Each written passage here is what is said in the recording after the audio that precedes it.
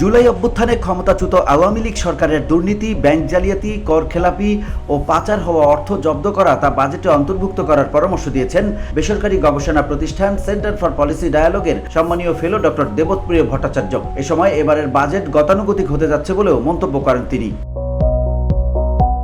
রাজধানীর এফডিসিতে 2025-26 অর্থ বছরের প্রাক বাজেট ছায়া সংসদ বিতর্ক প্রতিযোগিতায় প্রধান অতিথির বক্তব্যে এসব কথা বলেন তিনি। দেবপ্রিয় ভট্টাচার্য বলেন, বিগত সরকারের আমলে দুর্নীতি, ব্যাংক জালিয়াতি, করখেলাপি ও পাচারকৃত অর্থ জব্দের মাধ্যমে বাজেটে অন্তর্ভুক্ত করলে তা হতে পারে এবারের বাজেটের একটি অভিনব উৎস। গত সরকারের রেখে যাওয়া বিদেশি ঋণের চাপ খুবই গুরুত্বপূর্ণ অবস্থায় ছিল। এই সরকারের এই সময় অন্যতম সাফল্য $500 কোটি পরিশোধ করে বিদেশি ঋণের চাপ কমিয়ে আনা। বসুন্ধরা, উত্তরা, বনশ্রী, কুড়িল ও বাড্ডা সহ রাজধানীর বিভিন্ন স্থানে অভিজাত ও অত্যাধুনিক মানের ফ্ল্যাট কেনার এক নির্ভরযোগ্য প্রতিষ্ঠান প্লেজেন্ট প্রপার্টিজ লিমিটেড। তাই আপনার স্বপ্নের আবাসনের জন্য আজই যোগাযোগ করুন। Pleasant properties limited, where destiny matures eventually.